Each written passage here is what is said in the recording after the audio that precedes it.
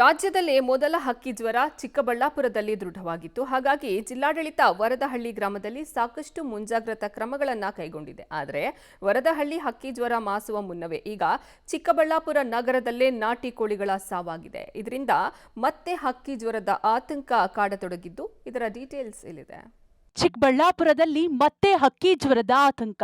ಚಿಕ್ಕಬಳ್ಳಾಪುರ ನಗರದಲ್ಲಿ ನಾಟಿ ಕೋಳಿಗಳ ಸಾವು. ಹೌದು, ಚಿಕ್ಕಬಳ್ಳಾಪುರ ತಾಲೂಕಿನ ವರದಹಳ್ಳಿಯಲ್ಲಿ ಮೊದಲ ಹಕ್ಕಿ ಜ್ವರ ದೃಢವಾಗಿ ಗ್ರಾಮದಲ್ಲಿನ ನಾಟಿ ಕೋಳಿಗಳನ್ನೆಲ್ಲ ಸಾಮೂಹಿಕ ಹತ್ಯೆ ಮಾಡಲಾಗಿತ್ತು.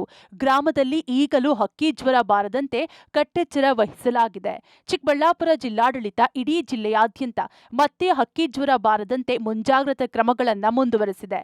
ಆದರೆ ವರದಹಳ್ಳಿಯಲ್ಲಿ ಹಕ್ಕಿ ಜ್ವರ ಪ್ರಕರಣ ಮಾಸುವ ಮುನ್ನವೇ ಈಗ ಚಿಕ್ಕಬಳ್ಳಾಪುರ ನಗರದ ಶಾಂತಿನಗರದಲ್ಲಿ ಅನುಮಾನಾಸ್ಪದವಾಗಿ ನಾಟಿ ಕೋಳಿಗಳ ಸಾವಾಗಿದೆ. ಕಳೆದ 2 ದಿನಗಳಲ್ಲಿ ಚಿಕ್ಕಬಳ್ಳಾಪುರದ ಶಾಂತಿನಗರದ ಫಾರೂಕ್ ಎಂಬುವವರು ಸಾಕಿದ್ದ ನಾಟಿ ಕೋಳಿಗಳಲ್ಲಿ 6 ಕೋಳಿಗಳು ಸಾವನ್ನಪ್ಪಿವೆ. ಹಾಗಾಗಿ ಸಹಜವಾಗಿ ಹಕ್ಕಿ ಜ್ವರದ ಆತಂಕ ಅಕ್ಕಪಕ್ಕದ ನಿವಾಸಿಗಳಲ್ಲಿ ಮನೆ ಮಾಡಿದೆ.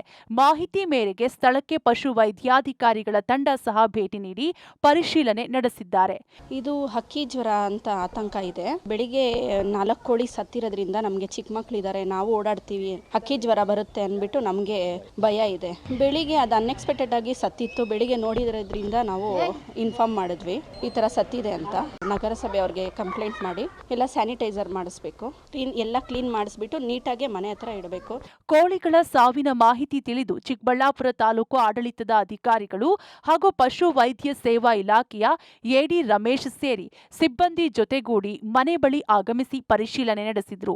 ಮುಂಜಾಗ್ರತಾ ಕ್ರಮವಾಗಿ ಮನೆ ಬಳಿ ಸ್ಯಾನಿಟೈಸ್ ಮಾಡಲಾಗಿದೆ. ಮತ್ತೊಂದೆಡೆ ಸತ್ತ ಕೋಳಿಗಳು ಹಾಗೂ ಫಾರೂಕ್ ಮನೆಯಲ್ಲಿ ಜೀವಂತವಾಗಿರುವ ಕೋಳಿಗಳ ಮಾದರಿಗಳನ್ನ ಸಂಗ್ರಹ ಮಾಡಿ ಪ್ರಯೋಗಾಲಯಕ್ಕೆ ಕಳುಹಿಸಲಾಗಿದೆ. ಹೀಗಾಗಿ ವರದಿ ಬಂದ ನಂತರ ಹಕ್ಕಿ ಜ್ವರದ ಖಾತರಿ ಆಗಲಿದೆ ಅಂತಾರೆ ಅಧಿಕಾರಿಗಳು. 4 ಕೋಳಿ ಸತ್ತಿದೆ ಸರ್ ಅಂತ ಇಲ್ಲಿ ಒಂದು ವರದಿ ಬಂತು. ಹಾಗೆ ನಮ್ಮ ಅಧಿಕಾರಿಗಳ ತಂಡನ ತಕ್ಷಣ ನಾನು 10 ಗಂಟೆಗೆ ಇಲ್ಲಿ ಕಳಿಸಿದೆ. ಪಕ್ಕದ ಮನೆಯವರು ಕೇಳಿದಾಗ ನಾಯಿ ಕಚ್ಕೊಂಡು ಹೋಗಿದೆ ನೋಡಿ, 12 ಕೋಳಿಯಾಗೆ ಸತ್ತಿದೆ ಸರ್ ಅಂತ ಹೇಳಿದ್ರು. ಆ ನಾಯಿ ಕೊಚ್ಚಿರೋದು ಮತ್ತೆ 2 ಕೋಳಿಯನ್ನ 4 ಕೋಳಿಯನ್ನ ನಾವು ಅದನ್ನ ಸ್ಯಾಂಪಲ್ಗೆ ಕಳಿಸ್ತಾ ಇದ್ದೀವಿ. ಮತ್ತೆ 12 ಕೋಳಿ ಇಲ್ಲಿ ಒಂದು ಲೈವ್ ಕೋಳಿ ಇದೆ, ಅವುಗಳನ್ನ ಒಂದು ಸ್ಯಾಂಪಲ್ ಕಲೆಕ್ಟ್ ಮಾಡಿ ಓರೋಫೆರೆಂಜಿಯಲ್ ಮತ್ತೆ ಕ್ಲೋಯಿಕಲ್ ಸ್ಯಾಂಪಲ್ ಕಲೆಕ್ಟ್ ಮಾಡಿ ನಾವು ಹೆಚ್ಚಿನ ಪರೀಕ್ಷೆಗೆ ಕಳಿಸ್ತಾ ಇದ್ದೀವಿ. ಒಟ್ನಲ್ಲಿ ವರದಹಳ್ಳಿ ಗ್ರಾಮದಲ್ಲಿ ಹಕ್ಕಿ ಜ್ವರ ಮುಗಿತು, ಇನ್ನೇನು ಜಿಲ್ಲೆಯಲ್ಲಿ ಎಲ್ಲೂ ಬಂದಿಲ್ಲ ಅಂತ ಅಧಿಕಾರಿಗಳು ನಿಟ್ಟುಸಿರು ಬಿಟ್ಟಿರುವಾಗಲೇ ಚಿಕ್ಕಬಳ್ಳಾಪುರ ನಗರದಲ್ಲೇ ಈಗ ನಾಟಿ ಕೋಳಿಗಳ ಅನುಮಾನಾಸ್ಪದ ಸಾವಾಗಿದೆ. ಹಾಗಾಗಿ ವರದಿಗಾಗಿ ಇಲಾಖಾ ಅಧಿಕಾರಿಗಳು ಕಾಯುತ್ತಿದ್ದು ಈಗಾಗಲೇ ಮುಂಜಾಗ್ರತಾ ಕ್ರಮಗಳನ್ನು ಕೈಗೊಳ್ಳಲು ಮುಂದಾಗಿದ್ದಾರೆ. ಕ್ಯಾಮರಾಮ್ಯಾನ್ ಪ್ರಕಾಶ್ ಜೊತೆ ಮುದ್ದು ಕೃಷ್ಣ, ಪಬ್ಲಿಕ್ ಟಿವಿ, ಚಿಕ್ಕಬಳ್ಳಾಪುರ.